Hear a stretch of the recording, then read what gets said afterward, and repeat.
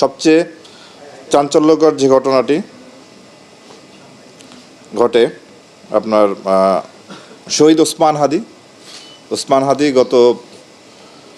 12 তারিখে তিনি সন্ত্রাসীদের বুলেটে আহত হন, আঘাতপ্রাপ্ত হন, হাসপাতালে ভর্তি হন এবং 18 তারিখে উনি মৃত্যুবরণ করেন। এই ঘটনাটিও সংগঠনের পরপরই আমরা আমাদের সর্বোচ্চভাবে আমাদের যত প্রকার শক্তি আছে সব নিয়োগ করে আমরা দিন-রাত 24 ঘন্টা এটা নিয়ে কাজ করি এবং সেই 12 তারিখ থেকে 16 তারিখের মধ্যে আমরা 8 জন আসামি গ্রেপ্তার করি এবং হত্যাকাণ্ডে ব্যবহৃত যে 2টি পিস্তল সেটি আমরা উদ্ধার করি এবং এর সাথে অ্যামুনিশন ও ম্যাগাজিন আমরা উদ্ধার করি। তো এই ঘটনাটি এখনও আমরা এই ঘটনার যে মূল আসামি ফয়সাল এবং আলমগীর তাদের গ্রেপ্তার করার জন্য আমাদের প্রচেষ্টা অব্যাহত আছে এবং তারা গ্রেপ্তার না হওয়া পর্যন্ত আমরা আমাদের সর্বোচ্চ শক্তি দিয়ে কাজ করব